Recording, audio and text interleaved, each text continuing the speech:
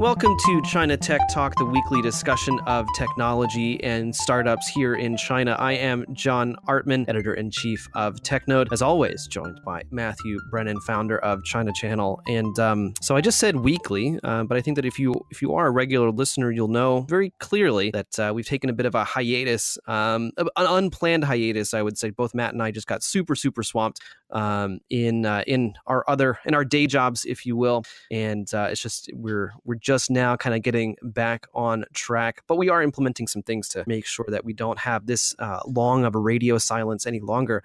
But Matt, it's been like a few weeks since we last talked. Been a bit busy recently, lots of travel, and that's why that's my excuse, John. I've been all over, been down to Brazil, been back to Europe, in Hong Kong, Taiwan, places like that. So too much travel on my side is the excuse. So yeah, I mean, for me, honestly, it's just been recruitment. We've gotten a lot more interest than I expected, and part of the problem is, of course, that we're looking for a lot of different positions. But it's been great. I mean, it's a good problem to have. But basically, just going through all of that, and then everything else, managing a website. It's not easy to do that and everything else. Even for the official TechNode podcast, Noteworthy. We haven't recorded anything just because we did not have time. Specifically, I did not have time. But so Matt, you've been doing like presentations and more workshops and things like that. Yeah, mostly keynotes. And actually, one of them was about new retail as well. It was that was the one in Brazil, where for a supermarket chain, and they're really interested in it. Obviously, it's a little bit behind there. They're sort of looking at what's happening in China, sort of like, oh wow, it's very futuristic, which it is compared to their market. But regardless, that they're very interested in it, and I'm very eager to learn more. So today's conversation we had a guest a couple of days ago, and actually this is the first time that actually no, that's a lie. It's the second time that it's just me interviewing the guest, and you weren't there, John, because you were again pretty busy. You were doing something with Walmart, I think. So yeah. I mean, I met with Walmart and the Walmart PR, and they're doing some super interesting things in this kind of new retail space.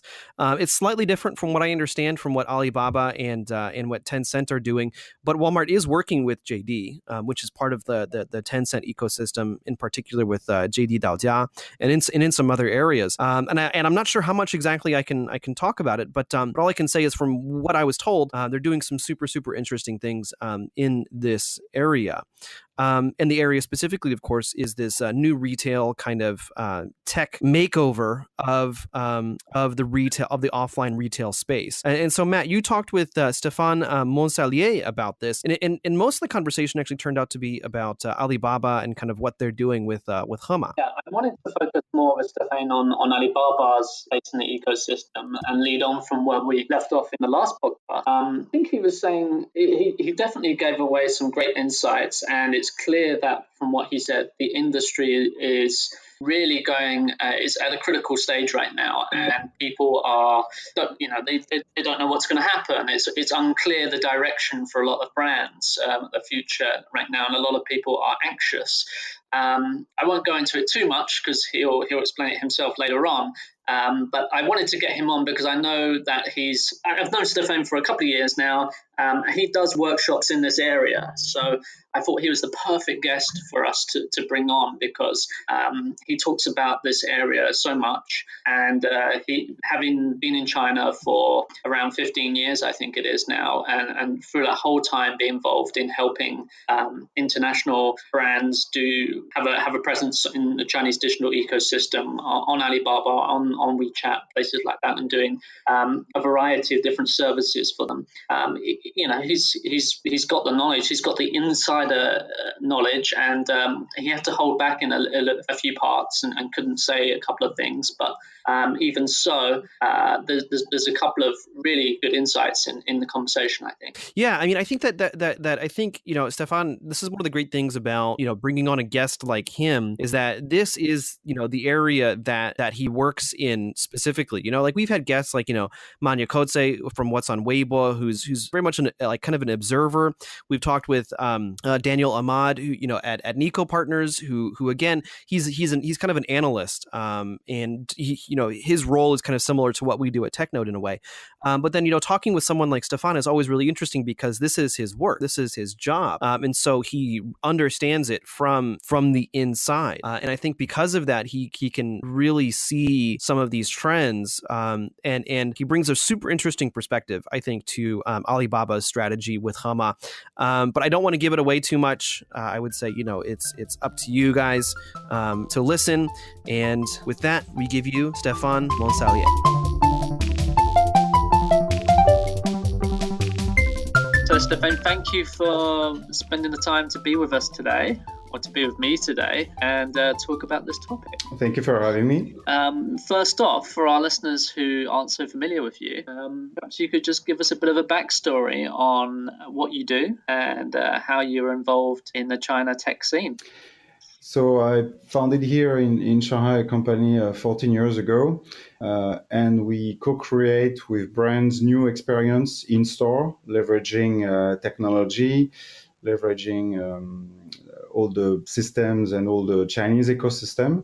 We mainly work for foreign brands today and help them implement what is called today the new retail. The term itself is relatively new, but the concept actually have been there for a long time. So this is a very exciting topic for us, as we've been working with retailers for a long time here in China. Cool. But so before you were doing your original business was a system in motion, I believe, right? And but now you're doing something with the future of stores, of shops, and doing workshops around this. Yeah. So we call that product or that I would say that catalog of services shops of the future. Yes. But we still have System in Motion still has the capability to help with the implementation, and Shops of the Future works more on the strategy and education. Yes. Mm-hmm. So you're doing workshops in this area on a regular basis in Shanghai. What do you cover there? What we cover there is somehow back to basics. Basics being taking care of your customers. So this is the main topic that we cover with brands. Is to get them to realize that they have lost power a while ago. In the past, retailers used to choose what, when, and how a consumer would buy their products, but they don't have that power anymore. Now the consumer decide what, when, and how they buy which products. So that's the first step of the workshop, actually agree and come to that realization. And then we work out with the brands, what does it mean? And really think, trying to get them to think like their consumers and see what kind of experience brands are offering today in their physical stores to their consumer, put them in the mind or in the shoes of the consumer. And from then on, we worked out how this experience, how this shopping experience and how the consumer journey could be different. And this is where we help them imagine and design new experience that could be seamless, remove frictions, cover more, maybe more ground, and especially offer more flexibility. We believe that the modern consumer, what we call millennials, although I don't believe it's a generation thing, it's more of a mindset. They don't really like being, on rails, having a consumer journey that has been designed for them, where they don't get to choose what they can do. And because they have the power, they usually jump back and forth in the carefully designed consumer journey. So this is another topic where we work with the brands. How can they offer a consumer journey that is more modular, where consumer could jump from any step to any step? They could enter at any step of the consumer journey, find whatever they want, and come back to it later. And this is how we see the offline, online, offline of the future. Okay, so you've already covered a few things there. Let's take a step back. Today we want to really talk about Alibaba's vision of new retail, which is a topic I think you're very familiar with. Could you give us a sort of start with a brief history of how you see this whole thing, this whole concept of new retail, how it came about in terms of with relation to Alibaba? So I think behind new retail there are two things. There's a concept of what retail is becoming, of the future of retail. New retail, you could interchange new retail with future of retail. They are actually the same concept. And that concept is what you see into Hema, what you see into staffless stores. So it's a concept that encompasses everything that everybody is trying, including Alibaba. But Alibaba coined the term. I don't even know if they trademark it, but they seem to own or at least claim that term into what is a package offering that they are deploying currently. And this package offer is to help the brands do offline what Tmall and Taobao is doing online and connect both of them. So new Alibaba New Retail, when they use that term, depending on the context, sometimes when they use that term, they refer to this new offer that they are deploying. That includes central dashboard and of all the social platform. So from video, O2O, advertising. So everything that is in the Alibaba Galaxy that is more advertising and social media related.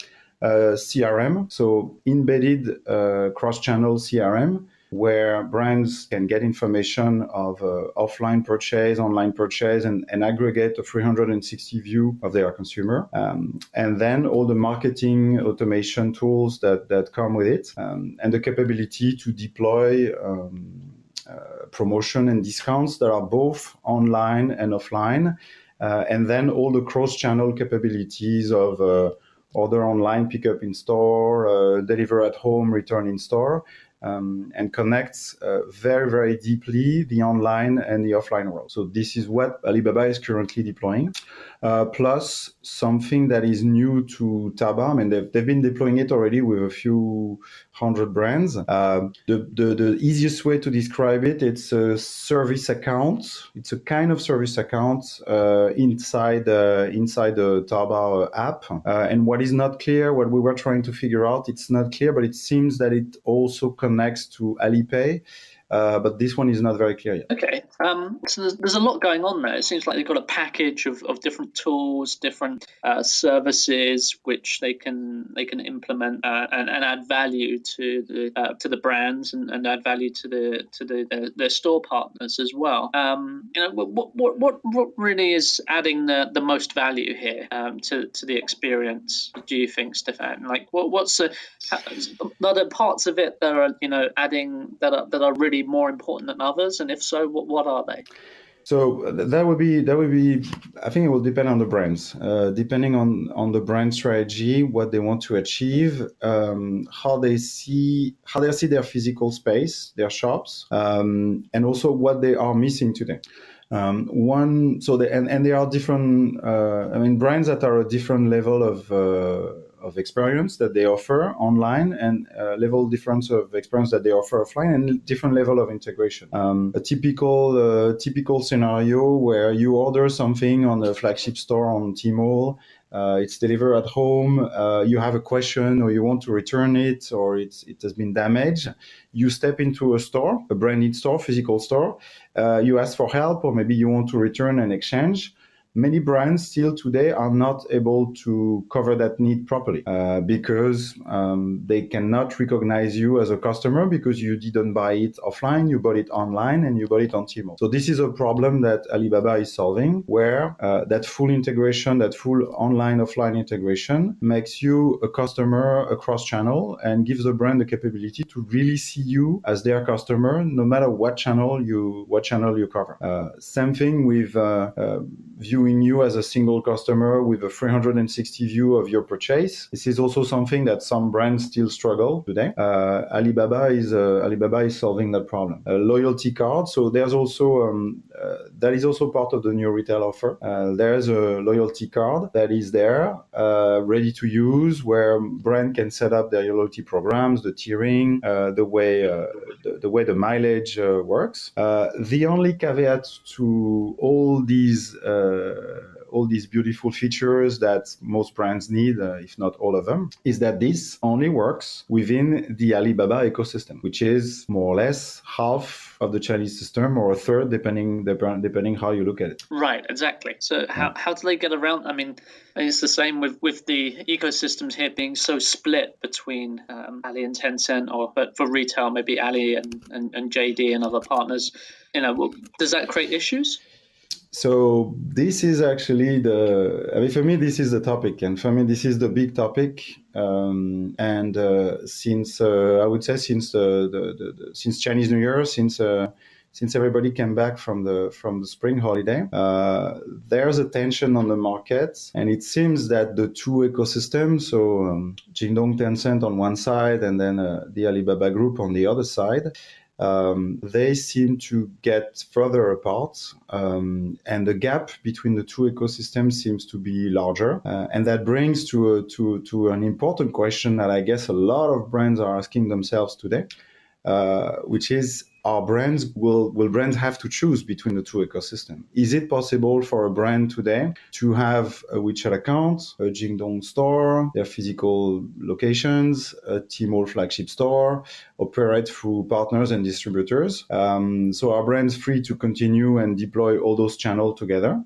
Or the fact that there are systems that are more and more tightly integrated on both sides of that gap, on both sides of the aisle, that it will become increasingly difficult for brands to be able to balance, to sit on top of both ecosystems. So I don't have a definitive answer to this question. I'm actually asking this question to every brand I meet, since I've detected that I would say that shift in the market. And I'm getting very different very different answer depending on the brands, very different answer depending on the category of products they're in. But I'm always getting into some very interesting discussion with brands, because they realize something is happening. There's a kind of tectonic movement on the ecosystem, and they don't really know where they should stand. They don't want to be caught in the middle. They don't want to give up. I mean, no brand wants to give up their WeChat account, but they can't convert from their WeChat account into their Tmall store. I mean, or there's a convoluted way to go around that is really not convenient for customers. Today, some decide to still try to go that long way, and the other way around.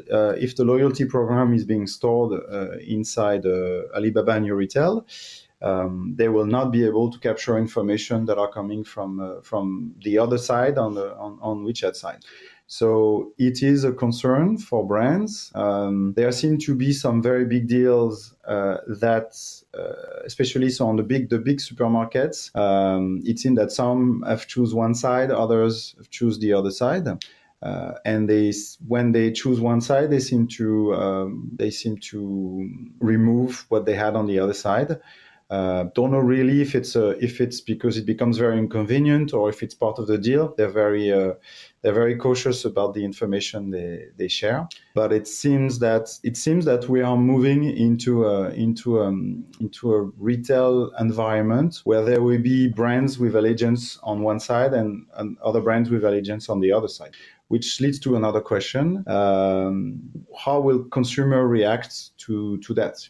And again, as a consumer, it will seem strange to me, but it's not such a big concern with customers because they are on both sides. So everybody almost everybody has a WeChat account, a Taobao Tmall account, and a Jingdong account. So consumer will maybe educate themselves and say, when I'm looking for this brand, I know it's on the left. When I'm looking for this brand, I know it's on the right.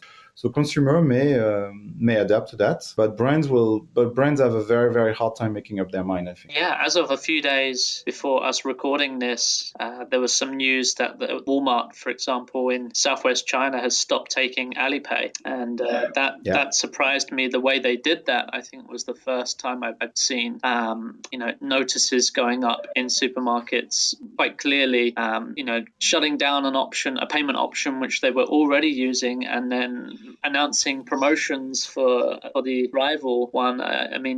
That's definitely a step up in terms of the competition, I feel, between these two companies, and it's not a good indicator of how things will go this year. I do believe we're going to see more and more of that in the near future.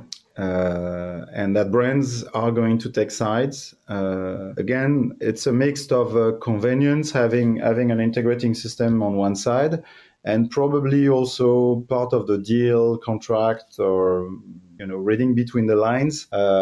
Brands get that strong feeling from both sides of the aisle that they would be better off either on the left side or on the right side. So this is again, we're not necessarily very good at predicting the future, but it's the present. Actually, it's already happening.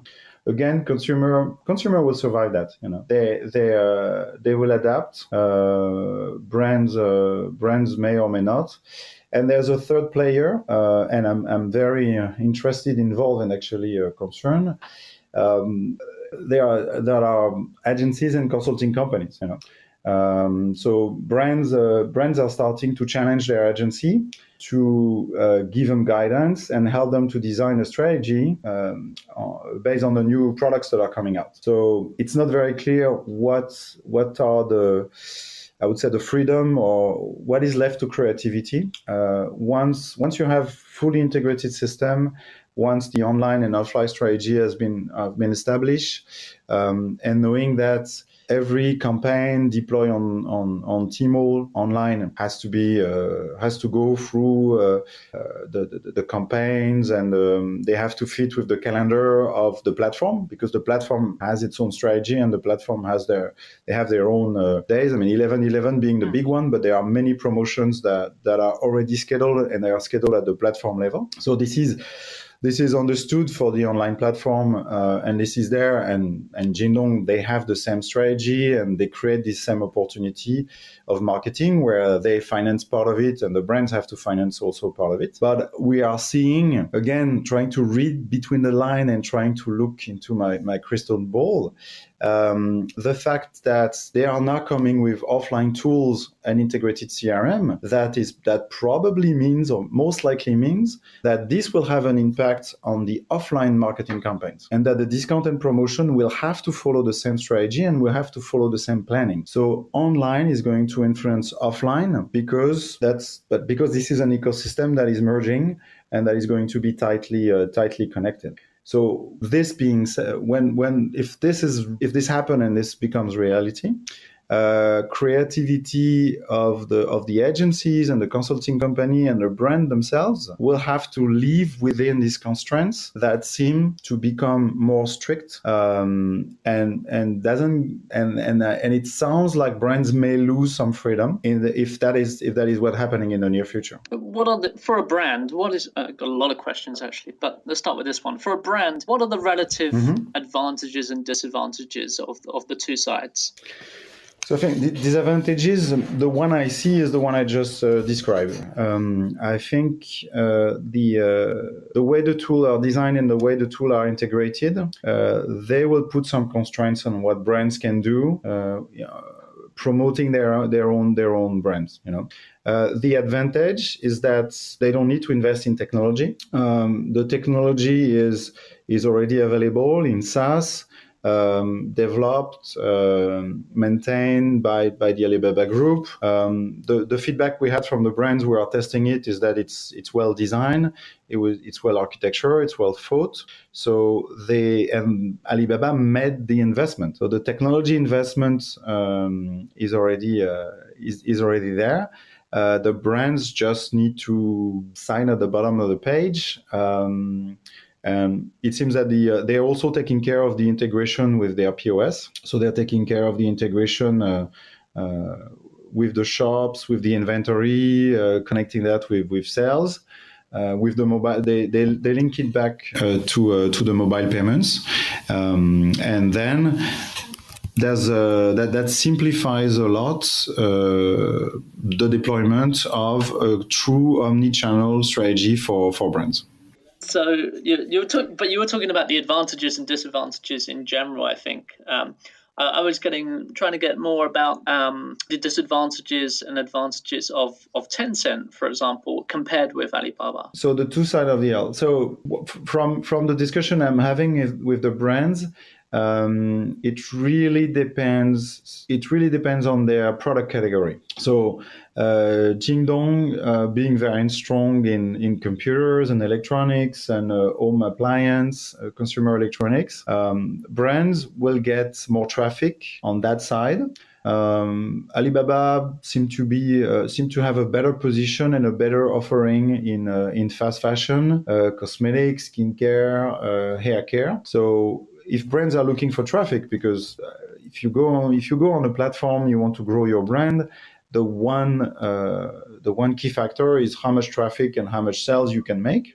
So how many people go there with an intent to purchase? So it seems that some product category will have more intent to purchase on Jingdong, and some product category will have more intent to purchase on Alibaba. That would be your first criteria for a brand to look at. And if a brand is on both sides, they can compare the numbers and they can compare the efficiency of the marketing. And at the end of the day, they can make a financial analysis and they can make a decision of going all in on one side or all in on the other side. This being said, I met a few brands that are on both sides, and they don't see the need to stop, and they seem to find a good way and a good balance. Those brands are usually also on other specialized platforms. So, for example, I spoke to a few wine and spirits brands, and they have a flagship store on Tmall. They have a flagship store on Jingdong. They're on a few other specialized wine and spirits platform, and they seem to not worry too much about what is happening, and they seem to be fairly confident that they can maintain an omni-channel strategy and not being forced to choose one side.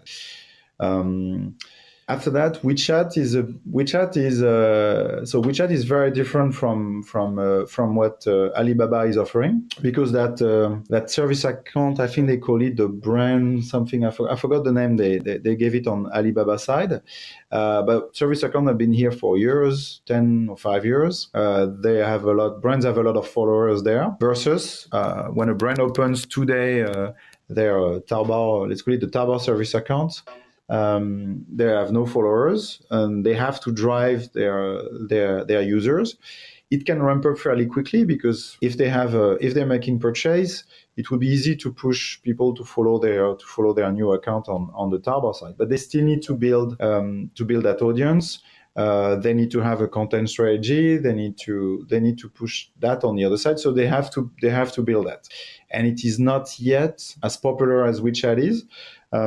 It's actually not that easy to find for the consumer, because the entry point is Taobao, and Taobao is there to sell product.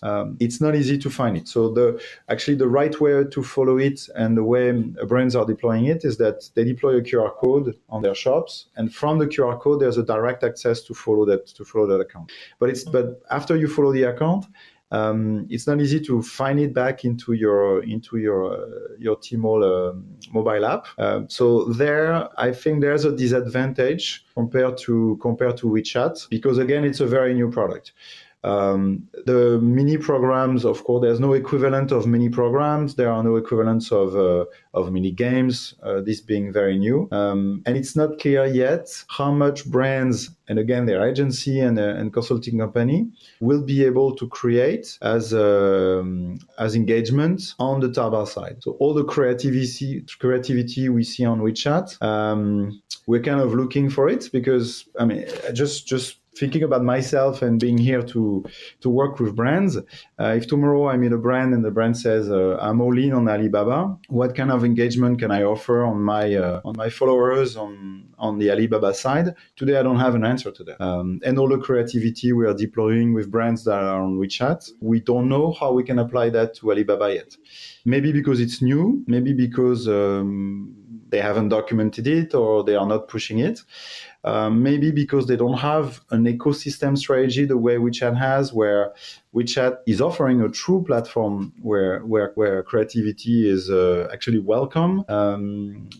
maybe it's going to change in the next 6 months. But today, I cannot answer that question, and it will be impossible for us to offer the same kind of experience on that side of the aisle. Yeah, that kind of makes sense. And I've always felt that for Taobao, they've got the advantage that Chinese people, when they want to buy something, they immediately open Taobao. They think of that. It's a marketplace where you can compare prices and other factors about the different products from different vendors.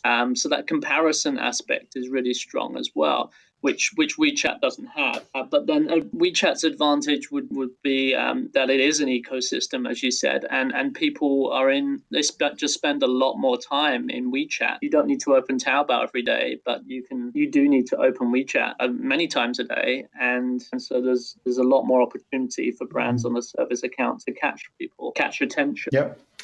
So the advantage is the disadvantage for Alibaba is really on the social side, because their ecosystem is on Weibo, where the engagement strategy is different. As you cover that in one of the episode a few months back. Weibo is there for KOL, for promotion, and then it drives back the sales, which is very different from the level of engagement you can have on WeChat. So again, as we already discussed, very difficult for brands to choose, and very difficult for them to reposition their strategy from social engagement, from transaction, from payments, from omni-channel, online, offline, or sitting on different platforms. There will be a lot of head scratching in the coming months. So let's go back, Stephane, to the offline experience in the store. So Alibaba's made a big deal about Hema supermarkets, for example, and how they're so different in terms of the retail experience. It's not a traditional supermarket. It's also a fulfillment center. It's also a place, that's a bit like a restaurant. How much of this do you buy into? How much of this is hype? And what do you think is the real game-changing concepts with stores like Hema? I think Hema is a brilliant concept.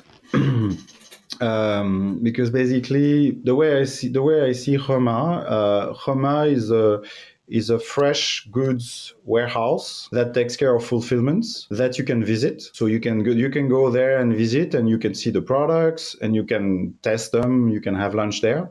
And then the next time you don't need to go there because you visited the warehouse, you saw the product, you can trust them. And the next time you have the app, because there's no way you go through the store and you don't download the app because you need the app. But then the next time you don't need to go there anymore. So and I see when you go into a Hema, the experience is designed for you to have a tour, buy some stuff, eat, and please don't come to bother us anymore. I think it's a message that they are sending that is a bit subtle, but that's basically what Hema is and the concept is.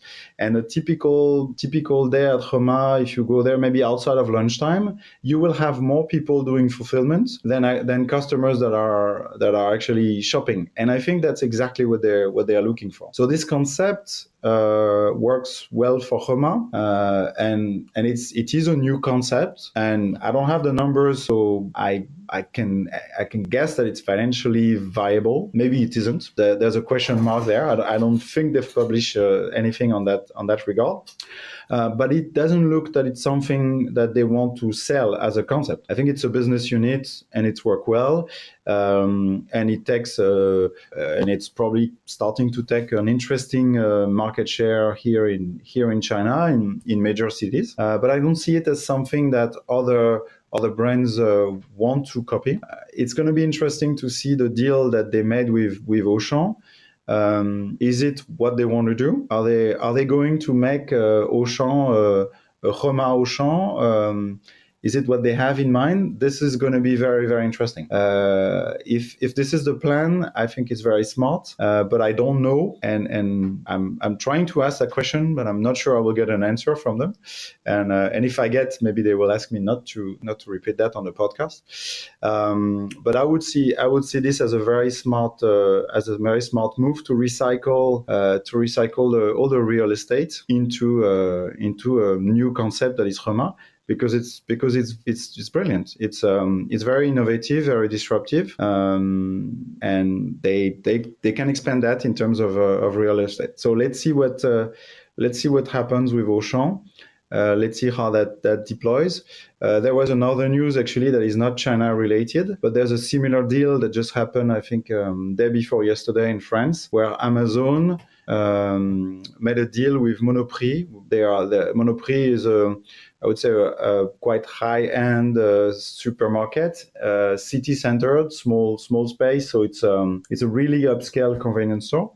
And now they're on Amazon Prime. So that move is happening in different areas. I don't know how much Amazon changed Whole Food, but that seems to be a reasonable prediction on how the industry is moving forward. Okay, interesting. So you're saying that a concept like Hema is not viable for most brands, and it's not being put forward that way. But however, it might be, there are some of the supermarket chains that Alibaba and Tencent have been investing might also, they might be looking at adapting to a little bit towards more of that style of business. And to your point, I think Hema did announce their store, at least there was some announcement, I can't remember off the top of my head, about them claiming that they were breaking even and that the stores were making money or going to make money soon. But again, I also have given their delivery times, I think that must have a very high cost, at half an hour delivery. So I also have my doubts about how viable it is at scale. Mm-hmm.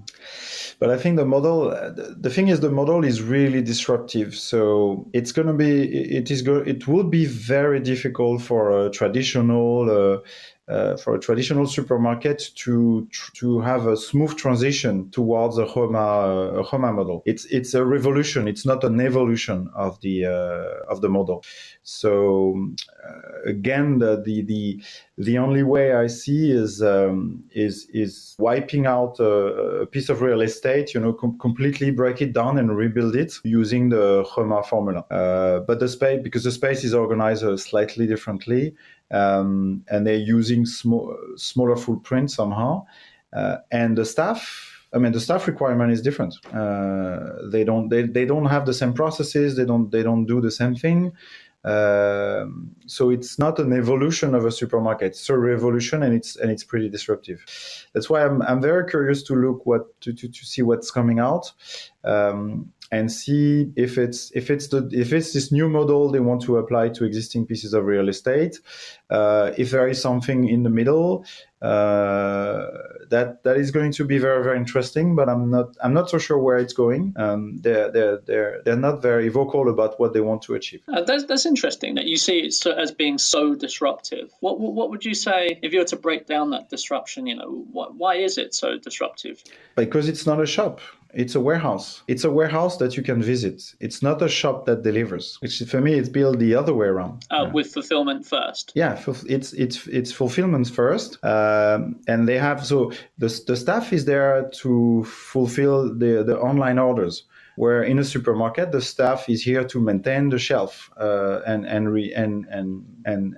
make sure there's a ample supply. And just look at the ratio of cashier to square feet of shops. They are very low because again they don't welcome customers to come on a regular basis. They want them to order online. And they open their warehouse for you to visit. That's the way I see it. I'm not 100% sure, and I'm not in the head of the Hema creator. But the way I see it is it's built the other way around, and it's on the ground. It's usually so it's cheaper real estate as well. They don't place it at street level. They didn't choose prime location. They are at least in Shanghai. They are right outside of the city center. So that means it's convenient for delivery. They cover the center of the city, but in a radial way from the outskirts of the city center. And this is also very very strategic. Versus supermarkets, depending on a convenience store will be down in your building. So they built it. They rethought the process. I would say probably from a whiteboard, thinking delivery first. Okay, that does make some sense. Yeah, I think about half. I remember reading somewhere about half their purchases are made through the app, but the goal is to get that up to about 85-90%, something in that region, is what the CEO said at one point, I think. That seems reasonable, and it's probably their KPI. I mean, it's probably one of their objectives. If the CEO is coming out and putting that as a key indicator of success, that means that's what they were looking at. That's what Is they were that looking not a trend for all retail, though, that people are increasingly treating stores as experience centers, but then actually making the purchases online? I think it's a demand. It's a demand for some consumers for some category, and it makes a lot of sense. And again, as I said in the introduction, because the brands have lost power, they need to listen to the consumer. And the key problem, a lot of brands are still struggling with this online offline conflict, or this online offline battle. Today, for a consumer to spend time and step into a physical location, I mean, make that short trip, something needs to happen in the store, something that cannot be experienced online. And if the offline stores, physical stores, are trying to be as efficient as a online website, they're going to fail. They will not beat the convenience of you being in your apartment in front of your laptop or with your phone in a taxi and placing an order. Right, that level of convenience and speed is lost and is there, and it happens online. So what's left offline is experience. And where the online cannot compete is in a multisensorial, three-dimensional experience that only can happen in a physical space. So this is where the offline stores can make a difference and should make a difference. And this is where brands have to invest into what does it mean? What is the good reason for a consumer to go into a shop? If what they find is the experience is not so good, the staff is not so friendly, the inventory is not sufficient, and they cannot leave the store with the product they want to buy. They don't have access to the same promotion. They know more about the product that the staff actually knows. There's no point into going to a store. So the experience needs to be there for people to have a reason, for consumer to have a reason to step into those stores. So a lot of brands are aware of that. A few of them start to invest time and money into rethinking the experience. And then again, so the same way when I was describing the Hema model being very different and being a revolution compared to an evolution. So for the physical space, this is also an important discussion to have with brands. Do they want an evolution of their model, meaning incrementally adding new experience, removing friction, having more touch points, offering more flexibility? So I would say a slow evolution of their model, of their store concept and the experience. So this is one way of looking at it. And the other way is, do they want to deploy a completely new concept, a completely new store? The second one is very risky. It's very costly. I mean, the example that comes to mind is the Starbucks roastery that is massive, a big space with a lot of technology, a lot of things. I don't have the numbers, and I don't know what it did, but it's very ambitious, and it's not obvious if this is something that can scale. Is it creating the new model of what every Starbucks shop is going to be? Is it something different that is unique and it's never going to be replicated? So those revolutions, they're costly and they're risky. Brands can already do a lot by doing small adjustment and evolution of their store, and doing so, they also train their innovation brain, because consumers, especially in China, crave for novelty. They want something new. They want something different. They want to be the first one to tell their friends, "Oh, I went to that shop. This is what happens there. You need to see it." take a picture of themselves and share that on social media. So the brand, creating those new experience has to become part of a yearly process. It needs to be part of the strategy of brands. They need to add, remove, change, tweak experience, and test continuously. This has to be part of the same way that in the fashion industry they create new collections every 6 months, or they even have sub collections and new projects that are coming in. The retail experience, it must evolve, and brands have to educate themselves, and they need to have not necessarily an innovation team that is fully dedicated to that, but the retail, the merchandising and marketing department, they have to meet every 3 months and say, okay, what can we improve? Let's look at the customer feedback, what they like, what they don't like about the experience, what the competition is doing, what else can we afford, what new experience can you afford in our shops, and they have to go into that constant mode of evolution and of innovation. This is what we mean by shops of the future. Shops have to change and continue to change and continue to test and experiment, and they have to become more leaner and more startup Could you give us an example of that, Stephane? Like, I'm just thinking, how would that how would this small incremental evolution, appear for a store, like in fashion retail, for example? So fashion is a very difficult. It's a very difficult topic. First of all, because there are many fashion brands and the competition is really fierce. There are examples of what fashion brands could do. So trying clothes is an activity. So consumers like to go and try new outfits, new collections. One thing that fashion brands could do is that they could simplify that.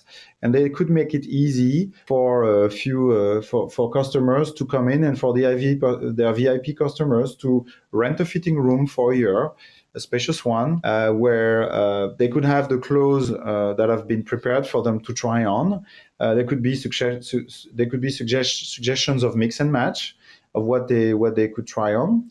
And there could be a little bit of coffee or tea, refreshment.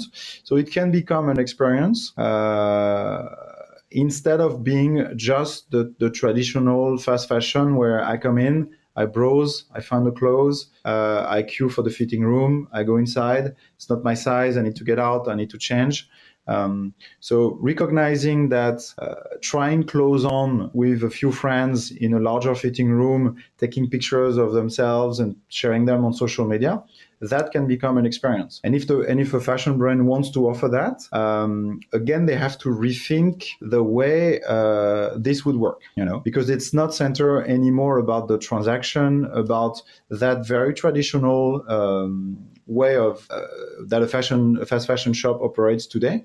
So they need to rethink that, and the technology can help them to do the booking, give this as a benefit. Instead of giving coupons and discounts, they could give this as benefit to their premium members to come and try on the new collection. So this will be thinking about the experience from a consumer point of view, instead of trying to fit that into a model that seems to be working less and less efficiently. Okay, that all makes sense. I think they've used the data they have to identify those VIP customers as well, right? And knowing more about their customers. Yeah. And again, offering them an experience that the other brands are not offering. But 6 months later, everybody will copy that, because that's going to become the new trend. And if a brand wants to be on the cutting edge, they have to come out with something else 6 months later, because it's so easy to copy those concepts in China. Yeah, there's always the issue with competition here in China. So, Stephane, thank you for your time today. If you could let us know, for our listeners, where they could find you online if they wanted to contact you.